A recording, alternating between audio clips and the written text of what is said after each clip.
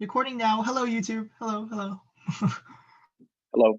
Okay, so today we're going to be installing VS Code / Git CLI, and if you stayed a little bit later last week, you may have already installed VS Code with Kento, but nonetheless, we will go over it for those who didn't stay late.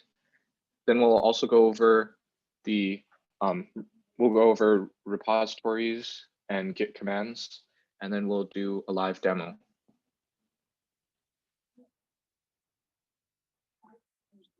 Okay, so installing on Windows. Okay, so I'm on a Mac, so I guess I can't really show you, but I can. But the website is the same. If you go to this website, all you need to do is download the Windows version, and I'll send the link in chat as well. But VS Code is essentially just a file editor. It allows you to it'll allow us to edit our code. So and it also has so yeah, we're just going to be using VS Code to edit our code, and you can also use it for Git, but we'll show you Git CLI, which is much more general.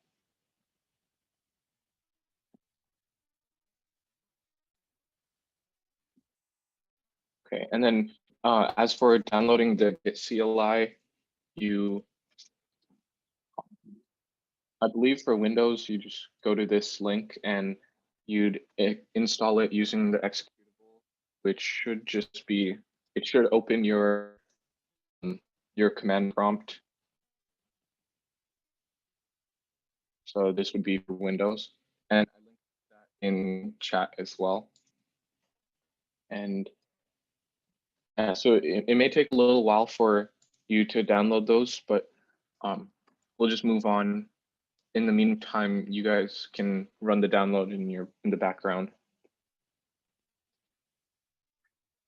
And then for Mac, it's very similar for Mac and Linux. This is the download link for Linux, or you can, for VS Code, you can really just go to the same link for downloading regardless of which platform you're on. You can download here for Linux. For most of you, you'll be using the .deb file if you're using Ubuntu, but I assume if you know what. We're assuming if you're using Linux that you're capable enough to go to Google and look it up yourself. So cheers. And then there's Mac here, which is that. And then for Mac, I guess one easy way to install Git is to first install Homebrew. Homebrew is essentially just a package manager. I will link this in chat as well. Some people might be confused about how to install Homebrew, so you might want to walk them through that in the terminal or something.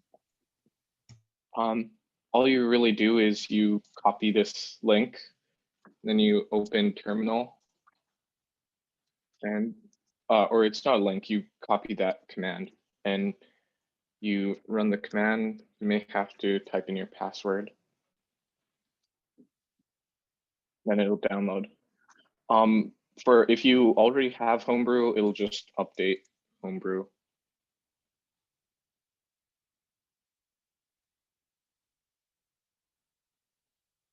I'm just going to cancel my download. Oh, perfect.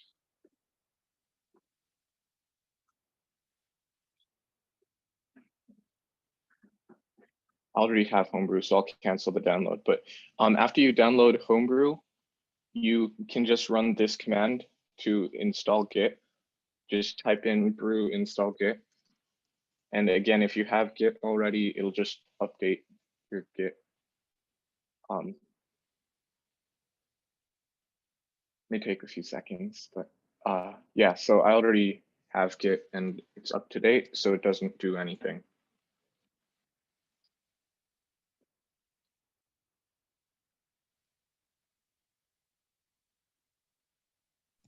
Yeah, this might take a while, and also I think quite a few people might have like trouble doing it because it's a little bit confusing sometimes. So if you have any questions, just let us know in the chat and we can help you right away. So yeah.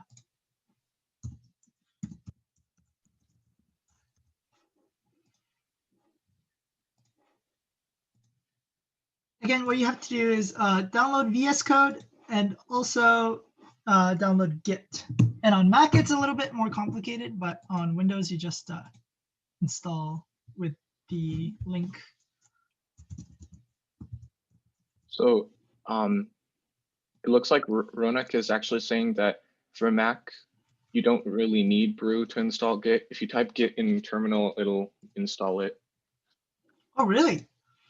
Dang. But yeah. That's interesting. I didn't know that. So I guess you can. Okay. Looks like we're good for this one, right? Yeah. Okay.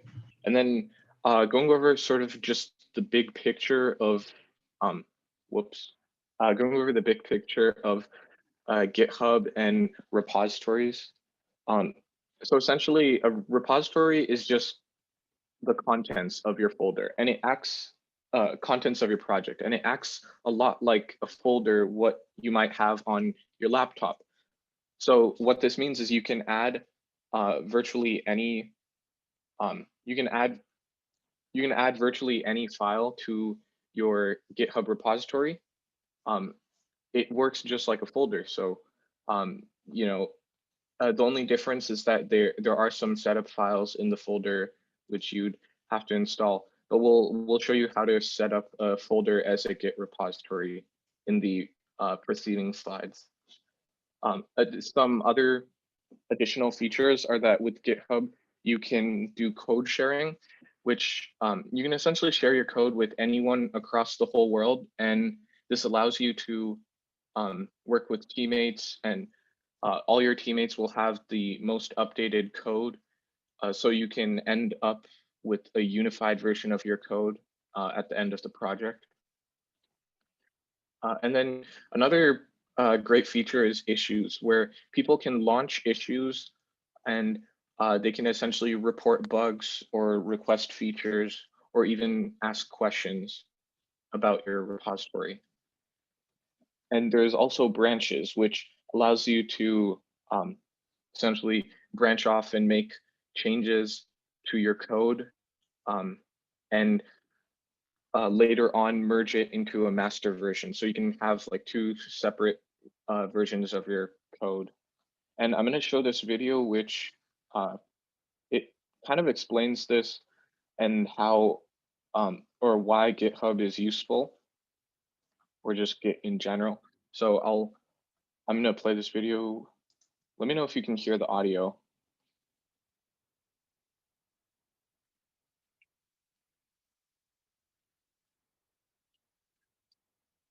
Oh, no audio. Okay. Here, I can do it if you. That's easier. Sure. I'm not a co-host anymore because PC crashed, so that was fun. But all right, doing that now. Bing, bing, all boom. right, Saying, there you are. Okay, make co-host, bing, bing, boom. Yep, there you are. yay! Okay, parsec. Okay, it was here, right? Do I have to present it to like get the video on? No, that's pretty dumb. Okay, what is Can you hear it? GitHub? Well, GitHub is a platform that helps people solve problems by building software together. Okay. So, how does it work? This is Sam. Sam works on tractors all day, but not in the way you might be thinking.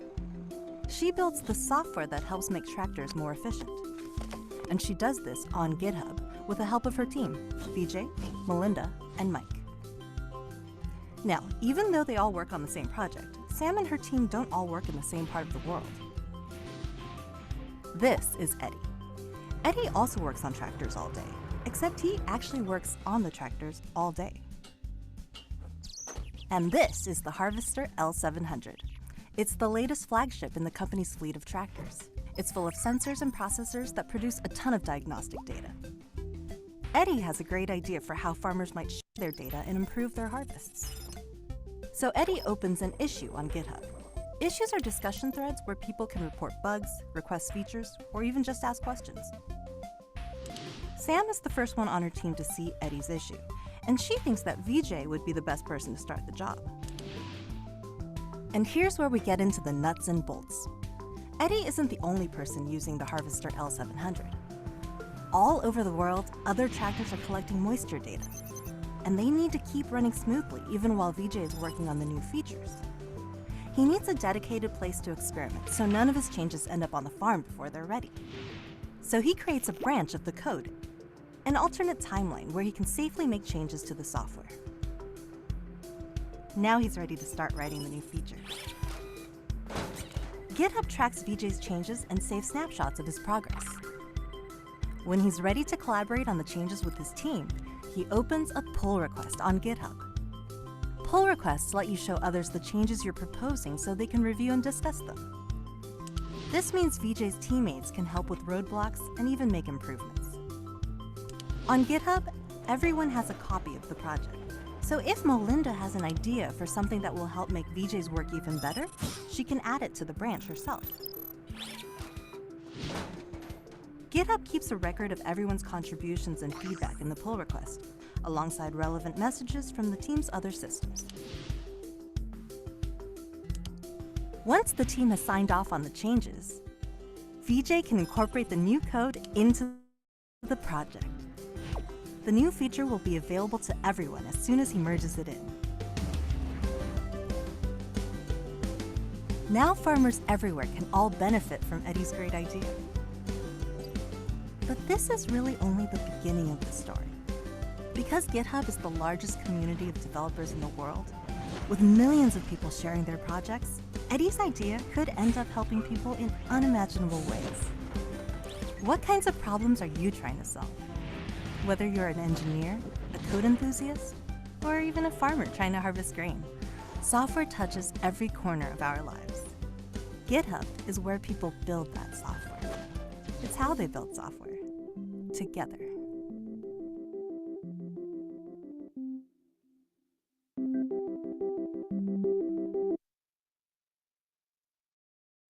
Hey, so I got a question about how you open terminal. So I can do Windows, but could Keshav walk through that on Mac again? Yeah. I think, it's low FPS, so you might have to do it like slowly. Yeah. Well, I can just like kind of tell you. You just it's just an application, so you can use Spotlight Search by clicking Command and space, and then you can search for terminal. And it should be on any computer that is a Mac. On Windows, it's like almost as simple. Let me share my screen. I'm gonna override yours for a bit. Screen, bam. Oh, you get some other stuff. Anyways, so say you want to open terminal, right? You just press start and then start typing command prompt. And there it is. And you can just click it to open it. But yeah, I don't think you would need command prompt for installing Git. You just click the download. All right.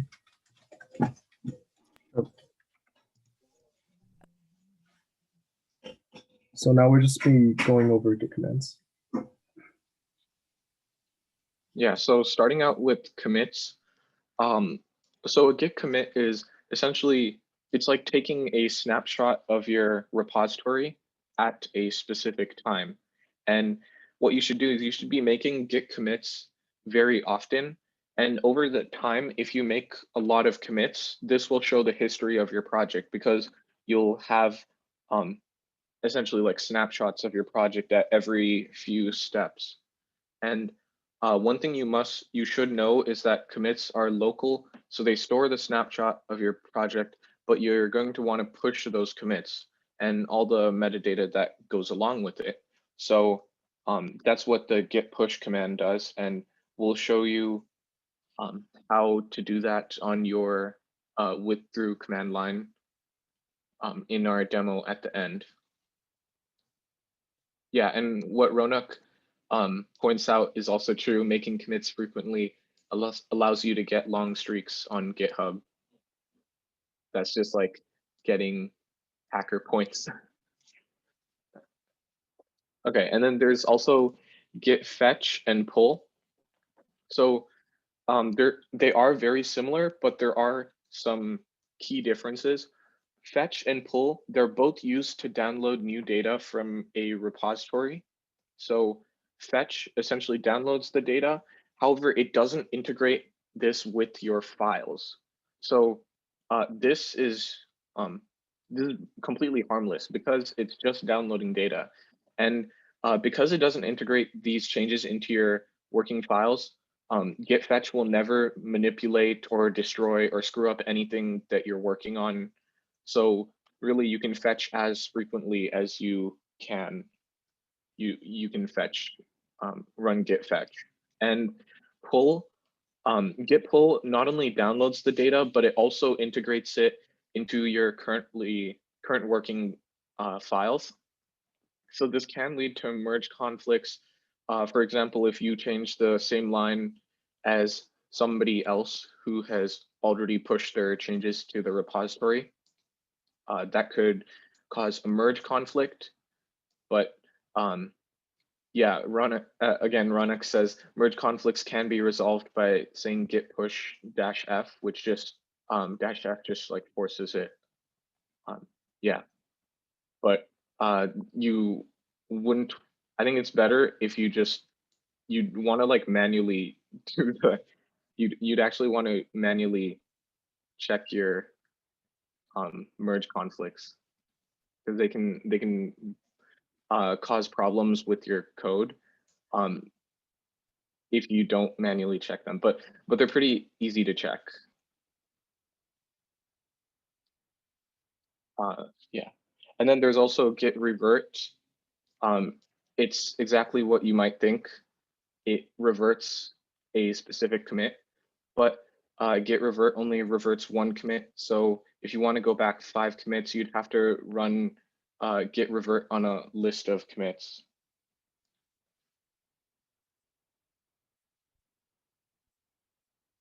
Okay, so git branch, you kind of saw that in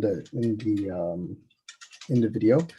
It basically just creates a copy of the codes for like an isolated copy, so you can edit that version and push your commits to it and change and add the changes without affecting the main branch. Also, you might have heard on the news that GitHub is changing master to primary. That's true, but like you notice when you're installing the Git software for Windows, it will ask you if you want to change it, if you want to change the naming conventions to a new one. That's up to you. Just know it's there. Know sometimes master will be named primary. Forgot to mention earlier. And yeah, git branch makes a new isolated version of the master branch. Merge, basically, this is where we combine the isolated branch to the main branch, so we can actually like see the new changes for most people. And sometimes there will be like merge errors, and that's unfortunate. So check out. So there's this idea of where the head is like where your what version of the repo you're doing. So for instance, if we were to use git checkout, rad feature, which is the branch name, it's a wonderful branch name, then the head will be moved to the you'll be seeing what the branch feature the rad feature branch, and then you can basically move to different versions of the repository. Okay, so now we're just going to show you how to show these things in action. So I'm just going to make a repository. It's going to be called webdev test, and I'll make it public. Create it. And since we said that we were going to how to make a file like repository from a file. So we're just gonna do that real quick. I'm gonna do make live, let's call this web dev test. And I'll just go inside of it real quick. I think we might be going a little bit too fast, but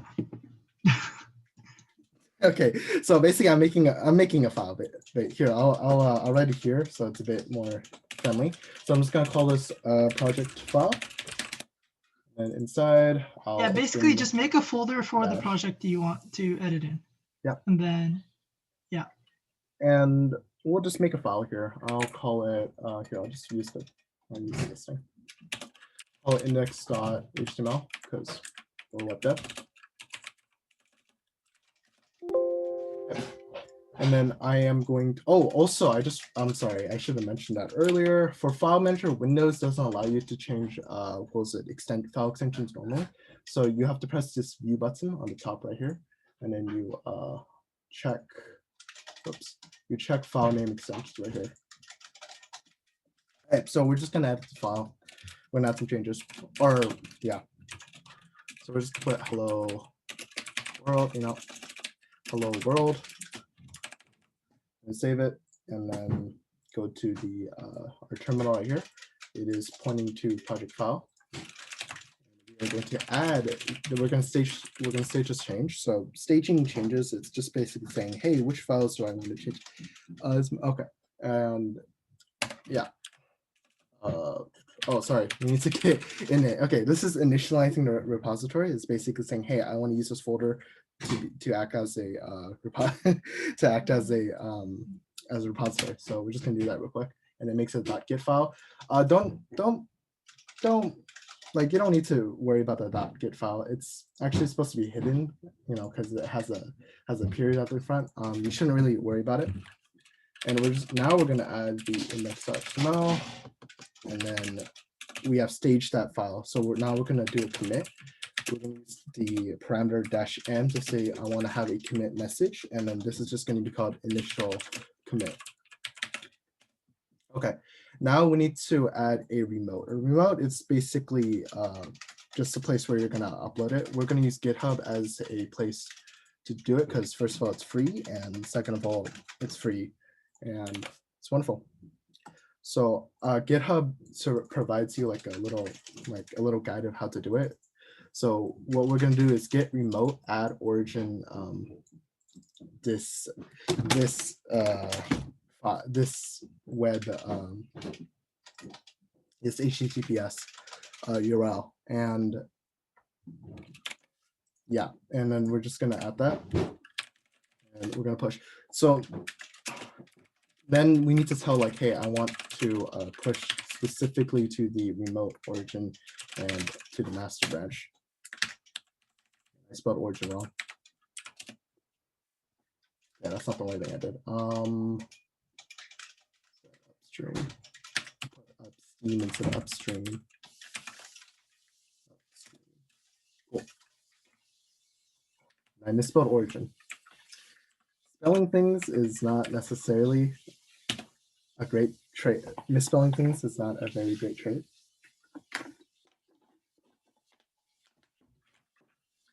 Okay, so now we pushed it and it should show up, and it showed up. Nice.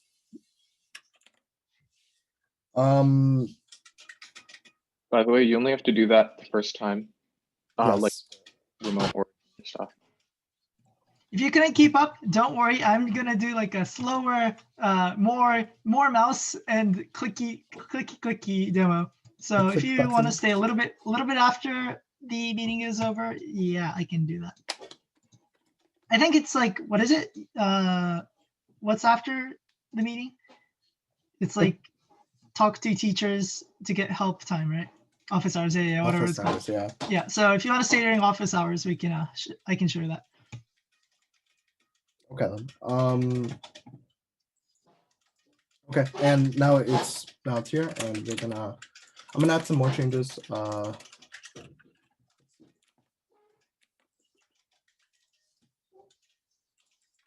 gonna add a bold. So we're gonna surround it with a bold tag real quick, and then save that. And now we want to stage those, like before we're gonna stage those changes again. We use the git status command just to show like, hey, what have I modified? What have I changed? What do I need to stage?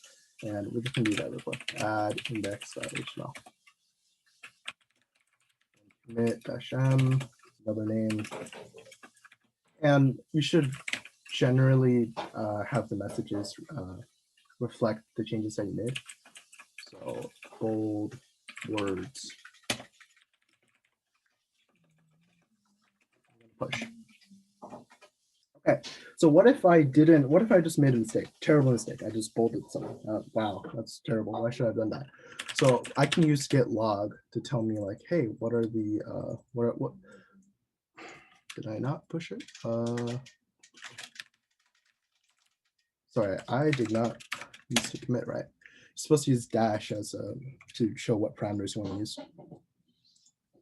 Okay, so now we're gonna push it, and all right, let's say I just made a mistake. Did not want to do that. I want to revert back to that original ownership commit. So we're just gonna go to git log. It's gonna tell us all of the it's gonna tell us the ID, basically ID for every single commit. So we're just gonna copy.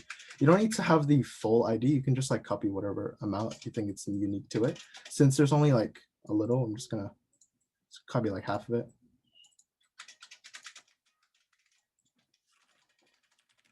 I'm gonna revert using.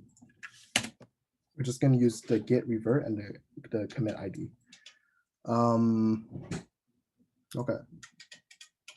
So here is a merge conflict because I already, sorry.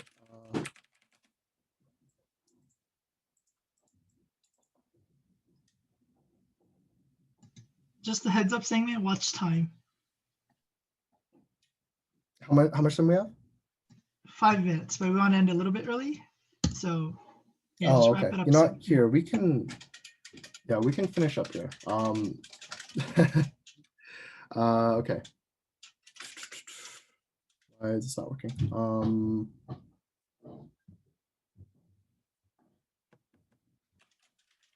So there is a thing. So I'm just going to do it here. Continue.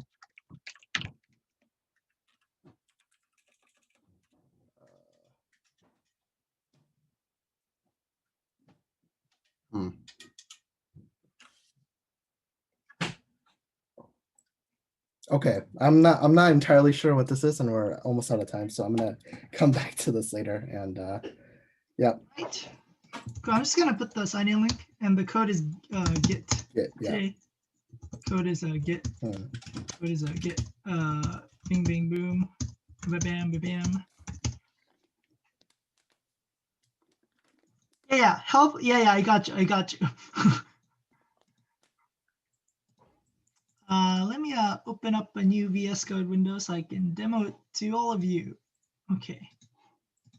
So yeah, you're free to leave, like if you want to leave, but if Singman's tutorial is a little bit too advanced for you, then you should stay behind, and I'll walk you through like the easy way, or the VS Code clicky way, mouse way. Yeah, the GUI VS way. Code way. Yeah.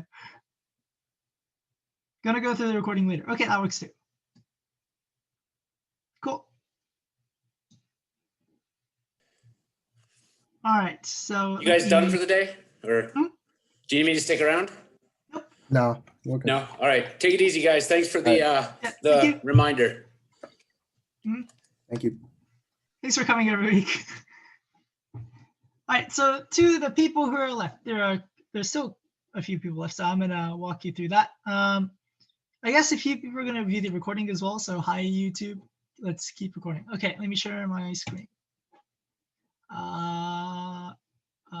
Screen. Okay. So in theory, you should have VS Code installed now. So if you search up Visual Studio Code in your computer, you should have it somewhere in your computer, right? You just click it and click, bam. And then you should have a window like this pop up. I think everyone's there. Right, and then basically VS Code is like the superior editor. Don't let anyone else tell you anything different, it is the best editor. Okay, no other opinions. So let's say we want to make a repo like Singman did, right? So you click this. Oh, let me check the chat. Someone's probably angry. Notepad plus. Okay, fine. So click this file icon on the top left, right? And then there should be stuff over here that's like open folder. And then if you're advanced like me, there should be another button, but it should just say open folder. So this is where all your files are going to show up.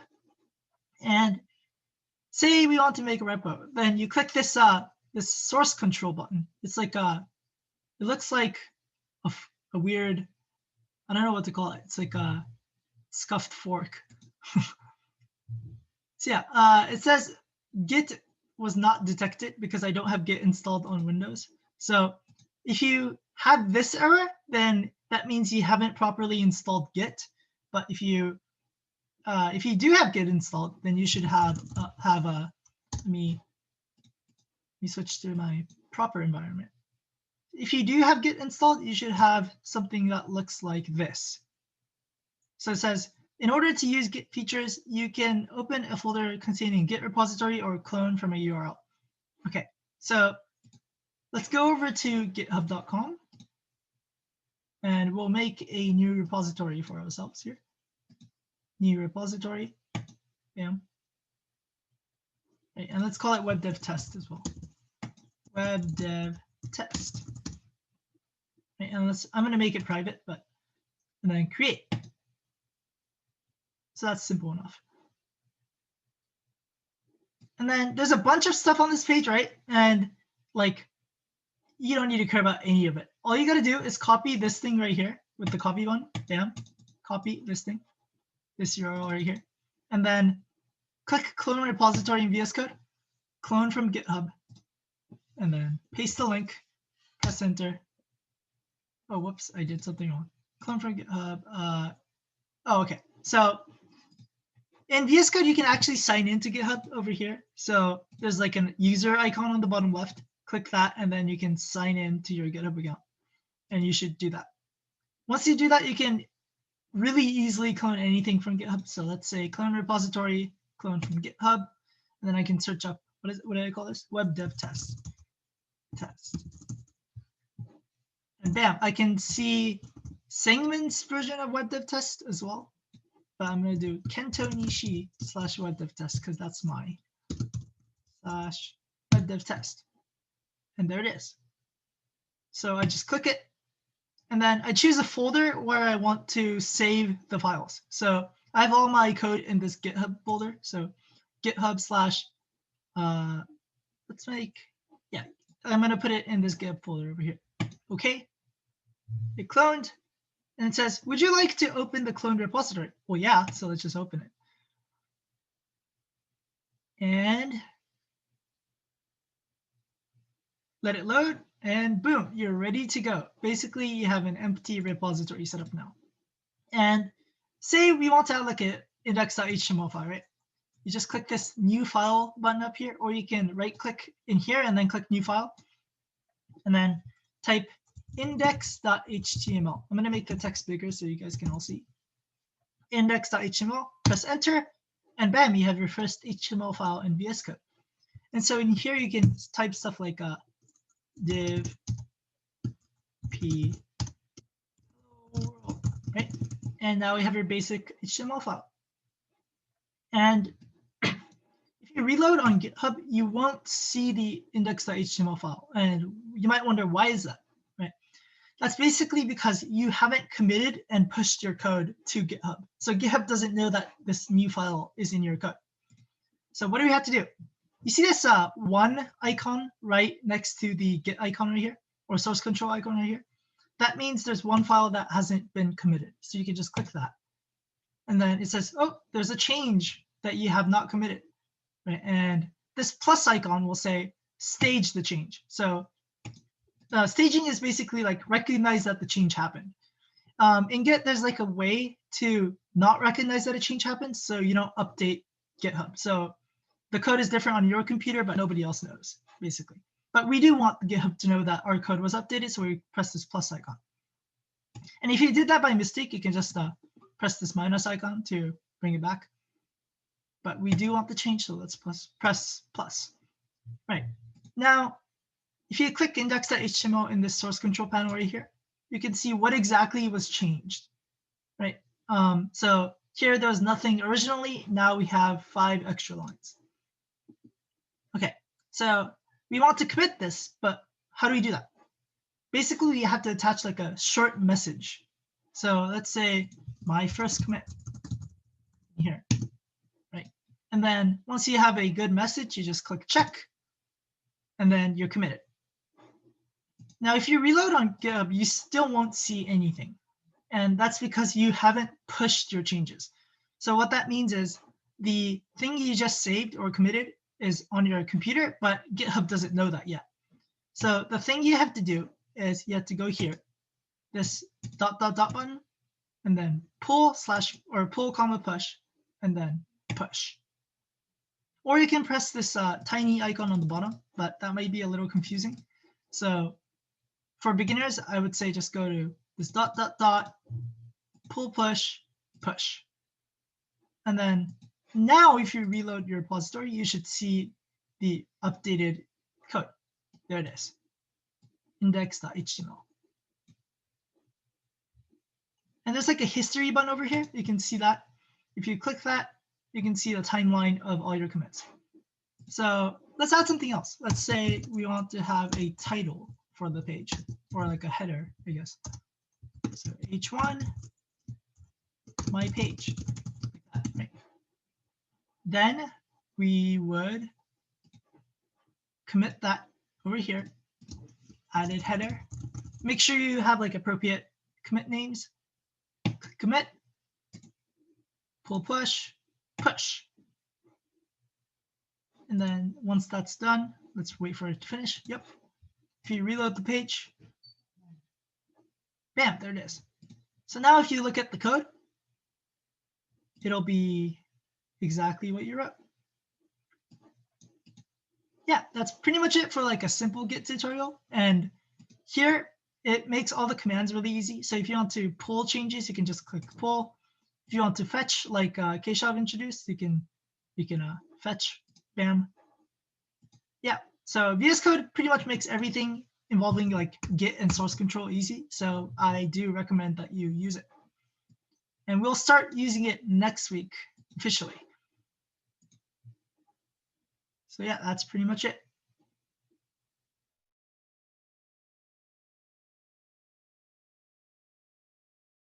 Cool. If there's nothing else, I think I'm going to end it here. Where do you commit the file? Basically, could you share your screen or something? I can help you out directly. Is screen sharing allowed? Let me see. No, it is not. Bam, there it is. Okay, screen share is allowed now. You can do your thing. Okay, yeah. So you see that on the left side, there's like a 1 icon right below the source control icon, or on the left, top left, or not top, but like a little bit above. Yeah, right there, right there. And then right there, yeah. So you have to enter a message first. You have to enter a message first, yeah. So first stage your change. So press the plus icon next to index.html. Yeah. Or did you click it? I don't know what happened. Stage. He clicked it. He clicked it. Okay, I don't know what's happening. Why is it so slow? Just loading. Staging and change should be instant. That's very awkward. You know what? Just enter the message and then click the checkbox. It should do it automatically. It's like initial or index.html, whatever. Doesn't matter. Next thing. Yes. And then would you like to stage all your changes and commit them directly? Yes. Oh, it's staged now. Yeah. So it's committing. I don't know why it's being so slow, but probably something else is running in the background. But if you wait a bit, you should see that the file is committed. And then, like I said, you can just do the ... pull, push, and then push. And you should see it updated on your GitHub page.